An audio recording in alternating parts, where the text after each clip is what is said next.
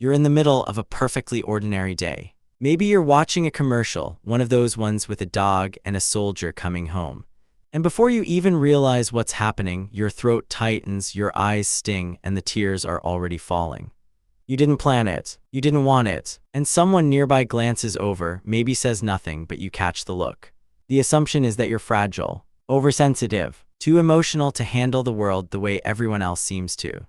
But the truth is, the people who cry most easily are often the ones whose nervous systems are processing reality the most deeply, not the ones processing it the least effectively.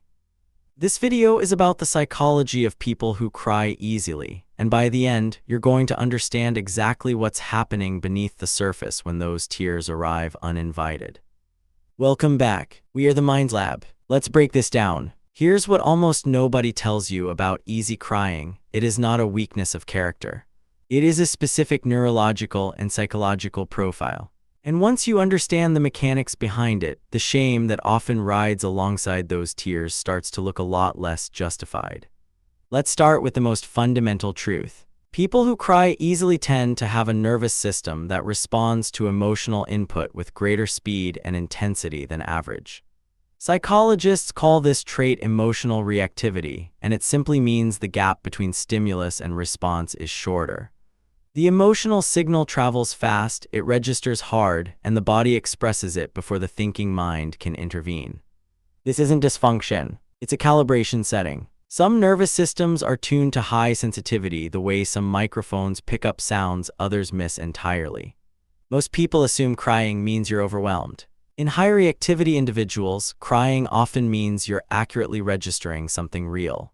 Now, emotional reactivity doesn't exist in isolation. It almost always travels alongside a second characteristic, what researcher Elaine Aron spent decades studying and named sensory processing sensitivity. Aron's work showed that roughly 15 to 20% of people are born with a nervous system that processes both external stimuli and internal emotional states more deeply and thoroughly than the general population. You notice the subtleties. You pick up on atmosphere, on tension in a room, on the unspoken thing sitting between two people who are pretending everything is fine. You process before you act. And all of that processing has a cost. It accumulates, and when the emotional weight reaches a threshold, the body releases it the most efficient way it knows how. Through tears. There is also something happening neurologically that most people never consider. People who cry easily often show greater activation in the anterior cingulate cortex, the region of the brain that monitors emotional salience and flags what matters. When something touches a value you hold deeply, justice, love, loss, beauty, that region lights up fast and bright. The tears aren't a sign that you've lost control. They're a sign that something registered as significant. You felt it as true. That is a different thing entirely from falling apart. And then there is empathy. Not the polite, conceptual kind, the kind where you intellectually acknowledge that someone else is suffering. The deeper kind, what neuroscientists call affective empathy, meaning you don't just understand another person's emotion, you feel a version of it in your own body. You watch a stranger cry and something in your chest actually responds.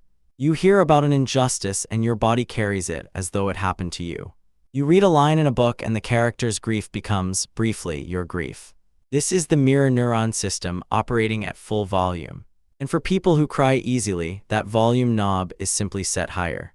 What this means in practice is that your tears are rarely only about you. They are often about connection, about resonance, about something in the world reaching you. But there's one more layer worth naming, and this one is harder to sit with.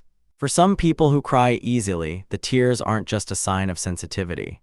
They are also a release valve for emotions that have been compressed. Suppressed anger, unspoken grief, long-swallowed fear. When these aren't given appropriate outlets, they find the path of least resistance. And for emotionally sensitive people, that path is almost always tears. You don't cry because you're sad about the commercial. You cry because the commercial unlocked a door that's been holding something bigger for a long time. Now, where does this come from? Why are some people built this way? The most honest answer lies in early childhood, and it's developmental rather than accidental. The human nervous system is not fixed at birth. It is plastic, and in the first several years of life, it is actively being shaped by the emotional environment around it. Children who grew up in households where emotional expression was either highly valued or highly charged, where the adults around them were themselves emotionally intense, or where the atmosphere was unpredictable and required constant attunement to survive, often developed nervous systems that became finely tuned to emotional frequency. This is an adaptive response. When you cannot predict what mood will walk through the door, you get very good at reading moods. When emotional expression was the primary currency of your household, love, conflict, comfort, all communicated through feeling, your brain learned to prioritize that channel above others. Attachment researchers have found that children who develop what's called anxious or secure attachment in emotionally expressive environments are more likely to show heightened emotional responsiveness in adulthood. The crying isn't a flaw in the wiring. It's the natural output of a nervous system that was shaped early to feel first and sort later.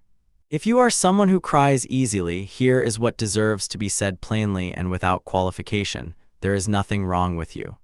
Your tears are not evidence of damage. They are evidence of depth. The first practice worth building is simply giving yourself permission to cry without narrating it as weakness while it's happening. That internal monologue, "Why am I like this?" Stop it. Pull yourself together, adds a second emotional event on top of the first and makes everything harder. Let the tear arrive without the prosecution that follows it. The second practice is learning to distinguish between tears that are releasing something and tears that are being used to avoid something.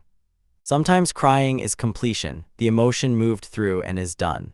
Sometimes it becomes a loop, a way of staying inside a feeling rather than processing and moving forward. Noticing the difference doesn't mean stopping the tears. It means understanding what they're doing. And the third practice is learning to name the specific thing your tears are responding to afterward when the wave has passed. Not "I'm too emotional." Something more specific: "I felt that because it reminded me of a loss I haven't fully grieved." Or "I felt that because it touched something I care about more than I usually let myself admit." Specificity is how emotional intelligence is actually built, not by feeling less, but by understanding what you're feeling and why. Tears are not a malfunction. They are a language. If you recognize yourself in this video, leave a comment. You're not as alone in this as you've probably felt, and I'd genuinely like to hear from you. If someone you love came to mind while you were watching, someone you've maybe misread as fragile or dramatic, share this with them. It might be the thing they've needed to hear for a long time. Thank you for spending this time here with us. If you want to keep exploring the deeper mechanics of how people think and feel, subscribe. We'll keep doing this together. Until next time.